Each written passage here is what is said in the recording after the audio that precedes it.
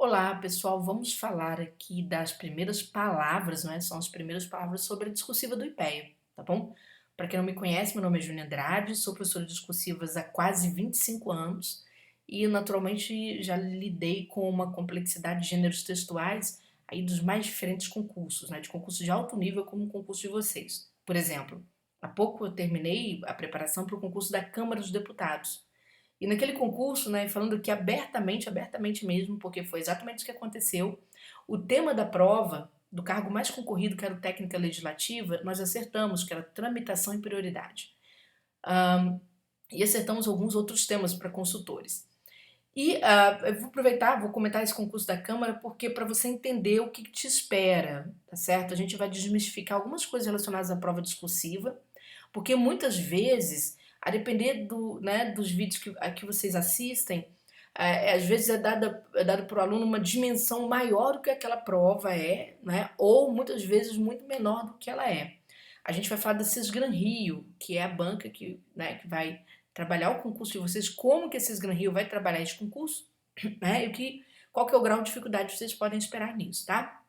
Eu comentei o concurso da Câmara para vocês terem uma noção do que acontece no universo dos concursos de relativa complexidade. Muitas vezes vocês vão assistir determinados vídeos e que alguém vai falar assim: olha, se você não fizer o texto assim, assim assado, se você não fizer uma avaliação de política pública assim, assim assado, você não vai conseguir passar porque você vai perder nota em técnica e tal. Isso aconteceu no concurso da Câmara. Meus alunos vinham para mim muito tensos, principalmente os consultores, com medo da minuta de proposição. O que é uma minuta de proposição? É uma minuta de lei. É uma minuta de lei que tem regrinhas muito simples. É claro que ela tem toda uma regra né, do tipo de minuta que tem que ser elaborada, etc. Mas a articulação da lei em si não tinha nenhum bicho de sete cabeças.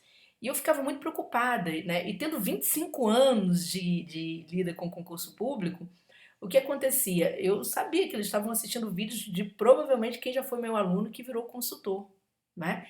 Mas é natural que esses professores mais novos toquem o terror mesmo, porque eles são consultores, eles lidam com esse material lá dentro, certo? Na prova, deixa eu te explicar para você entender. Na prova, você vai trabalhar com uma simulação do que se faz lá dentro. Uma simulação é sempre uma aproximação. A prova não tem espaço e você não tem tempo para fazer, por exemplo, uma avaliação de determinada política. Não dá, tá certo? Você não tem tempo para trabalhar uma elaboração de matéria jornalística conforme se faz no IPEA no dia a dia, tá certo? Não dá tempo. Então é sempre uma simulação. É para ver se você tem o tino para coisa, se você tem o jeito, tá? Então, quando eu falo isso para vocês se tranquilizarem mesmo, escutarem e tranquilizarem. Por exemplo, eu vou colocar um trechinho de um áudio para vocês de um aluno que assim que acabou a prova do consultor legislativo 1, ele saiu da prova tão aliviado e era exatamente aquilo que eu estava falando o tempo inteiro, tá? Então, um trechinho só, não vou cansar vocês não, tá bom? Bom dia, pessoal da turma de redação. Bom dia, professora Júnia. Eu gostaria de agradecer imensamente a vocês por todo o trabalho da turma de redação. Eu fiz concurso para a Câmara dos Deputados, para consultor legislativo da área 1. Aprendi a fazer minutas de redação, aprendi a fazer voto em parecer e aprendi a fazer uma redação que preste com vocês. E gostaria muito de agradecer mesmo a todos vocês. Assim, eu sei que isso fez um diferencial muito grande e eu tenho hoje. Bom, coloquei um trechinho para você notar. Ele vai falando, vai continuar o agradecimento dele. Mas o que acontece? Esse tipo de áudio, eu quis mostrar para vocês para desmistificar, às vezes, a dimensão que é dada num concurso público em determinadas provas, por exemplo, prova discursiva, e o aluno fica super tenso. Ele acha que ele não vai dar conta, e às vezes é uma coisa super simples, tá, gente? É o que a gente vai falar aqui nesses primeiros minutos, né, dessa minha gravação. Depois, mais para frente, eu vou trazer exemplo, vou comentar com vocês como que isso pode suceder, tá? Então vamos entender o que o edital trouxe para gente. Nós teremos uma prova discursiva que será exclusiva para cada perfil e especialidade. Então veja só, aqui a banca trouxe uma série de gêneros. Não quer dizer que você vai enfrentar esses gêneros dependendo do seu cargo, não, tá certo? Você vai enfrentar um ou outro, tá bom?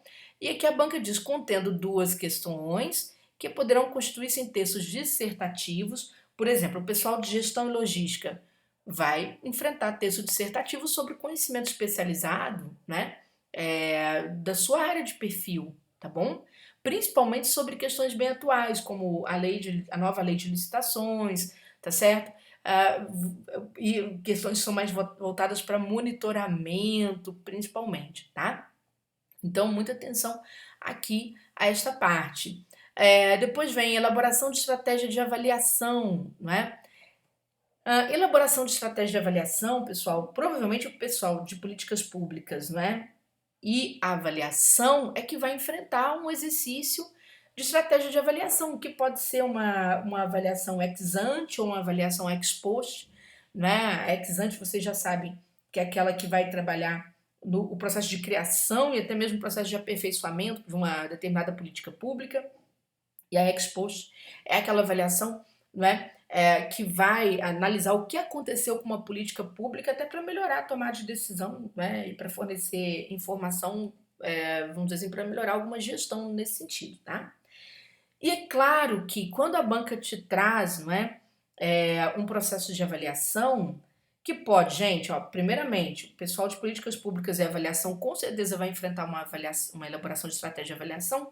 Pode ser que as demais especialidades, né, da parte de políticas públicas, sociedade, desenvolvimento, sustentabilidade, em um dos dois exercícios também enfrente um exercício assim, tá? Aqui no curso nós vamos tomar o cuidado, por exemplo, no turma de geração concursos, de trabalhar as dissertações, que a base de tudo é a dissertação. Eu avisei os meus alunos lá da Câmara, falei, olha, a base de você fazer um discurso, a base de você fazer uma minuta de proposição, a base de você fazer um voto em parecer é a dissertação. Se sabe dissertação, enfrenta tudo. Não sabe dissertação, compromete tudo, tá bom? Então, o mesmo caso de vocês. Se vocês fizerem bem o primeiro exercício discursivo, que é a dissertação, naturalmente obterão sucesso ali na estratégia de avaliação, tá bom? Então, o que vai acontecer na parte de estratégia de avaliação? A Cisgran Rio vai trazer todos os critérios envolvidos numa estratégia de avaliação? Claro que não. Ela vai trazer para você, muito provavelmente, um problema, uma problemática, e ali haverá alguma questão, alguma fase daquele processo, alguma etapa daquele processo de avaliação que estará deficiente. E você, então, ela vai te pedir para você melhorar. Por exemplo, o que acontece muito com a IPEA? A questão do monitoramento é super importante. Por quê? Uma vez que o IPEA fornece informações, né, para a gestão, principalmente gestão pública.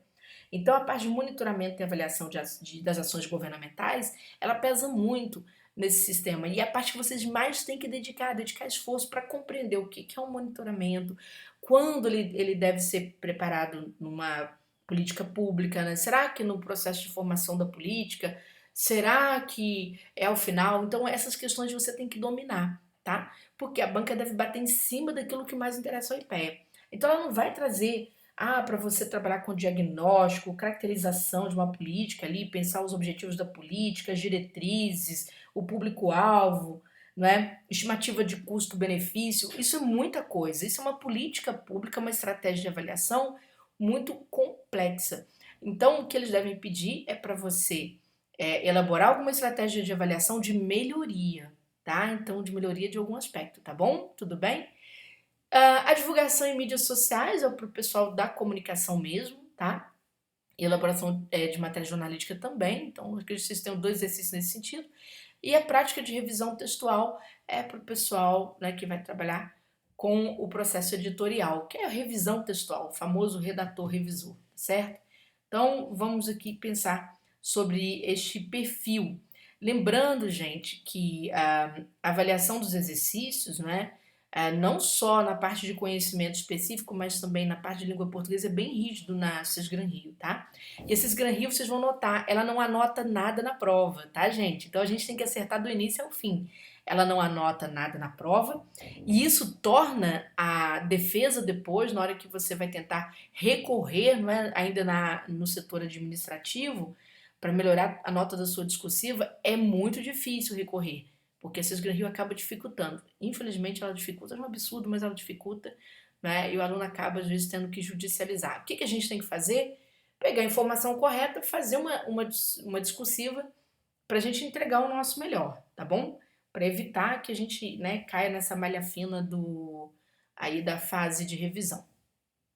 Vamos lá. O pessoal do processo editorial terá duas questões, sendo uma dissertativa e uma prática. Dissertativa é naturalmente elaboração de texto, tá? E elaboração de texto que tem a ver com alguma questão ligada à realidade social hoje no Brasil, tá bom? A questão prática de revisão textual destina-se a avaliar a capacidade do candidato de identificar erros e imprecisões e implementar as devidas correções, seguindo a norma padrão da língua portuguesa e as normas técnicas e padrões editoriais para obras técnico-científicas. O IPEA, o próprio IPEA, gente, dispõe de um manual, não é, em que esses elementos, né, são considerados elementos de padronização. Então, a gente, na verdade, por exemplo, no turma de geração concursos, o foco é bater bastante em cima desse manual. Para quê? Porque a gente tem que ter a base de apoio, tá? Quando você pensa em obra, padrão de obra técnico-científica, você está pensando, às vezes, em normas regulamentares. Mas como o IPEA tem seu próprio manual, isso facilita a vida pra caramba, tá bom? Então fica a dica. Na avaliação das dissertativas de um modo geral, né, veja que a banca vai considerar a sua capacidade de lidar com conceitos, é uma questão da própria dissertação em si, não é? As técnicas e atividades próprias da área de conhecimento, aferindo a compreensão, o conhecimento, desenvolvimento e adequação desses conceitos. Então vocês vão ver que é uma prova muito conceitual, muito conceitual. E uma prova que vai exigir muita precisão, atendimento preciso aos tópicos solicitados, já é uma característica da CES Gran Rio e ela trouxe para aqui e demarcou muito bem. Professora, é uma prova extensa? Não, não é. Por quê? Porque essa prova vai ser feita junto com a prova objetiva na parte da manhã. Então não tem como ser aquela prova como o Sebrasp fez no passado, tá, gente? Eu não acredito que eles vão fazer isso. No turma de redação a gente deixou 60 linhas, mas vocês vão ver que eu vou variar o tamanho desses exercícios. Eles vão ter variação, tá, de tamanho. Lembrando que 50% do valor é o uso do idioma. E é aqui que a galera escorrega, tá? Parece que não, mas é aqui que a galera escorrega bem, tá certo? Por que escorrega bem? Porque as pessoas tendem a rechaçar, ou seja, deixar de lado, não é, esta parte e se importar muito com a parte de estruturação daquele texto, muito com a parte de passar muito conteúdo, certo? Então, é uma discursiva que tem um caráter bastante conceitual, que tem um caráter de realmente selecionar quem escreve bem em todos os sentidos, inclusive se importando com a formalidade linguística, tá certo? É uma discursiva que vai avaliar o seu alinhamento com o que o IPEA naturalmente faz, tá? É difícil? Não, não é. Posso garantir que não é, por isso eu coloquei o áudio para vocês do aluno da Câmara, mostrando que não é nenhum bicho de sete cabeças. Mesmo sendo uma novidade, é algo completamente palpável, algo completamente palatável. Muita gente nem sequer consegue terminar esse exercício, tá? Por conta da tensão nervosa, da não preparação. Então, isso tudo acontece, tá bom? Se você quiser saber mais sobre isso, abaixo desse vídeo tem os nossos contatos. A partir do dia 26 a gente pega firme, né, e começa a trabalhar aqui a discursiva do IPEA, tá bom? Um beijo grande para todos vocês, excelente Natal para todos e um ano de 2024 aí com ingresso em concurso público, tá bom? Beijo!